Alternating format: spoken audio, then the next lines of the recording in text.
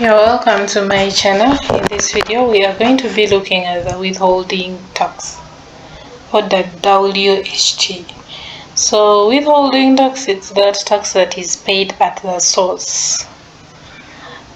So the Income Tax Act chapter 340 outlines the obligations for withholding tax, specifying who must withhold tax and who is subject to it, depending on the type of the transaction.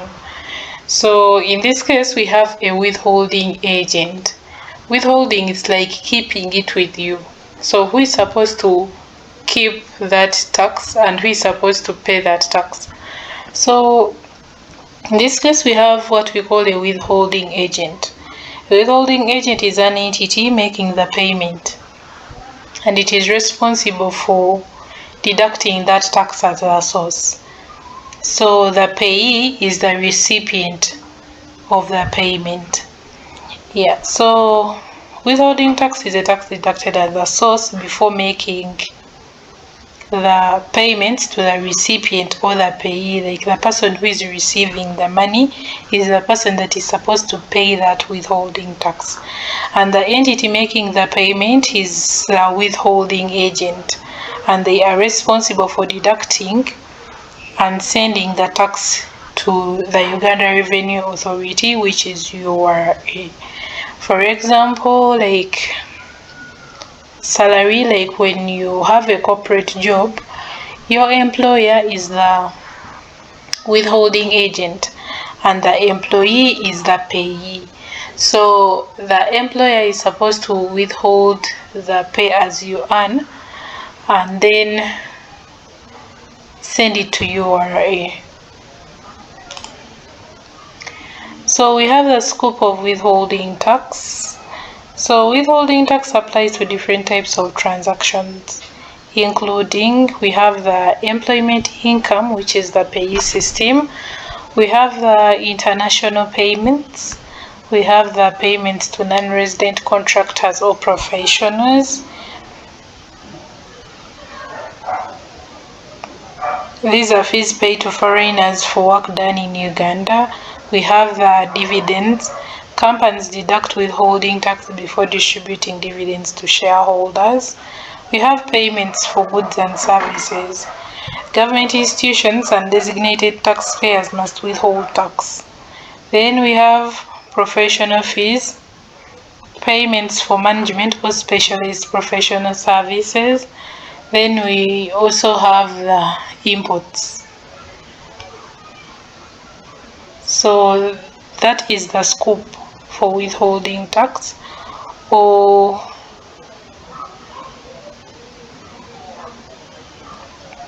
that's the scope for withholding tax. So we start with the withholding tax on employment income. So employers must deduct tax from the employees' monthly salaries under the pay-as-you-earn system, and then they remit it to URA. So they have to use the payee system. It has specific rates, different rates for different salary earners, depending on how much you earn, with a threshold of 235,000 Uganda shillings. So an employer has an obligation to deduct the pay as you earn and then send it to URA. Then we have the withholding tax on international payments. So for international payments, a 15% withholding tax is imposed on payments made to non-residents from Ugandan sources, including dividends, interest, royalties, natural resource payments, and then management fees. So a 15% withholding tax applies to payments to non-residents from Uganda, and it includes all those. And then the exemption we have in this case is if interest is paid to a foreign financial institution for a business loan, then it is not taxed. That's the exemption we have for the case of international payments. For example, if a Ugandan company pays 10,000 USD in royalties to a foreign artist, then it must withhold 15% of that money before paying the artist. That is the international payment we are talking about. So the withholding rate is 15%. Then we have withholding tax on foreign entertainers and then sports persons. So this one also, a 15% tax applies to income earned by non-resident entertainers and sports personalities for performances in Uganda. And the responsibility to withhold that tax lies with the promoter, the agent, or the event organizer. For example, if an international musician is paid 50 million for a concert in Uganda, the promoter must deduct 50% of that 50 million, which is 7.5 million, and then remit it to URA. Then we have withholding tax on non-resident contractors and professionals. So this also, a 15% tax applies to income earned by non-resident contractors or professionals for providing services in Uganda. This includes architects, engineers, IT specialists, and consultants. So employment contracts are excluded from this case. So this applies to Ugandan source service contracts, meaning the contract requires work to be performed in Uganda for a Ugandan entity. For example, if a company hires a foreign IT expert for UGX 100M, it must withhold 15% of that 100M before payment. Withholding tax on interest. So, for a resident person paying interest to another resident, they must withhold 15% on the gross interest amount.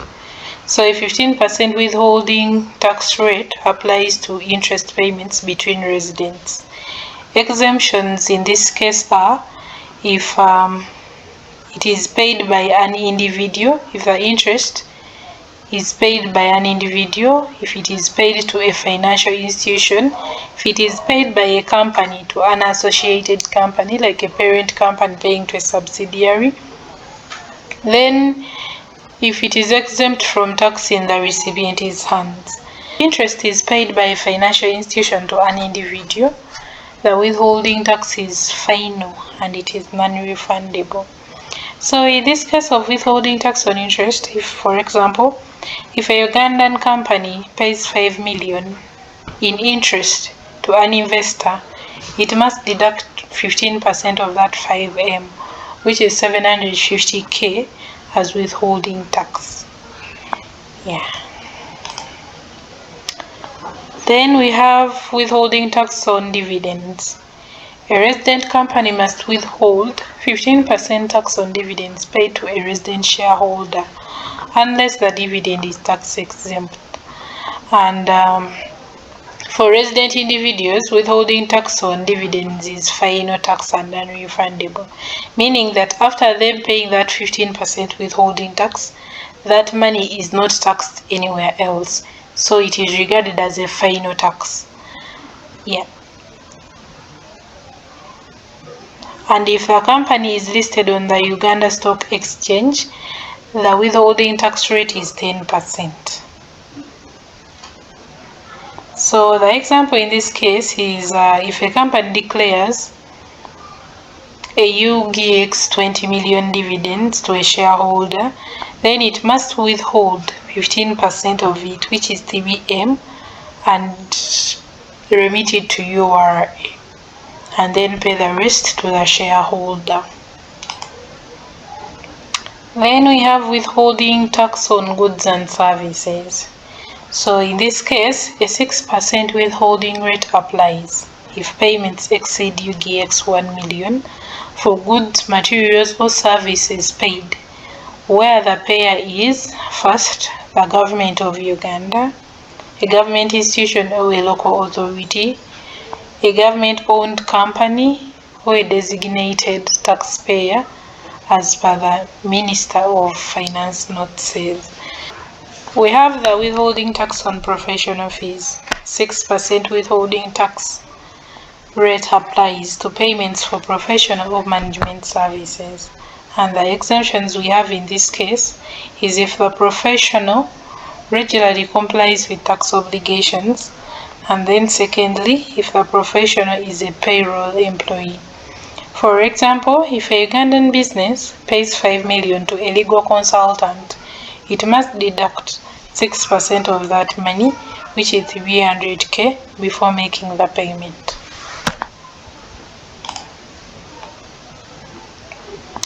Then we have the withholding tax on imports. So a 6% withholding tax rate is charged at customs clearance based on the customs value. And the exemptions we have in this case are the petroleum products except lubricants, cosmetics and fabric, plant and machinery,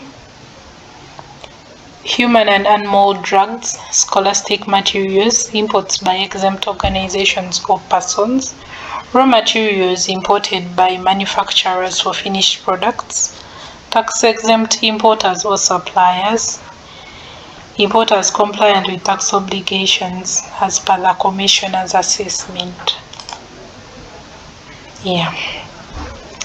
Then we have the accountability for withholding tax.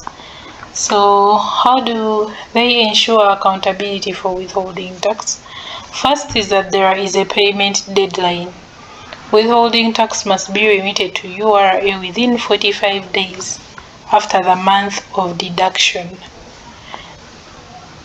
And if the payee is leaving Uganda, the tax must be paid before their departure. For example, the musician, if they came to perform and then they are leaving, the tax must be paid before them leaving. Then record keeping.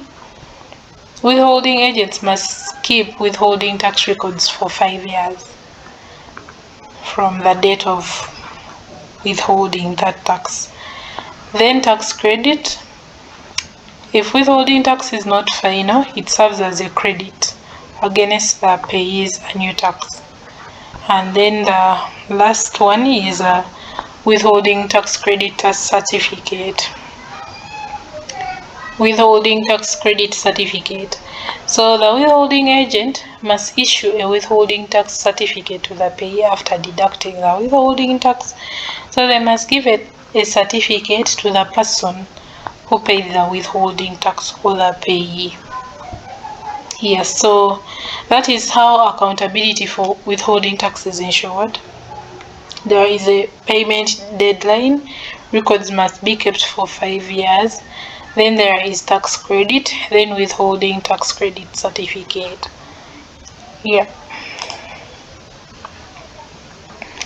Then we have the last one, which is the penalties for failure to withhold or remit tax. So if a withholding tax fails to withhold or remit the tax, they are personally liable to pay it. If my employer fails to deduct the payee from my salary, they are personally liable to pay that payee from their pockets. Then recovery by URA. URA can recover the unpaid withholding tax as if it were the agent's own tax liability, including interest and then penalties. So if you fail to withhold tax, you are supposed to pay it as if you were the one who was supposed to pay it in the first place, including interest and then penalties. Then the agent has the right to recover the withheld amount from the payee later. So if my employer pays my payee on my behalf, they have the right to recover that money from me after them paying it. So those are the penalties for failure to withhold or remit tax by the withholding agent. So that is all about withholding tax. Thanks for watching. Do not forget to subscribe, like, comment, share with your friends. Let's catch up in my next video.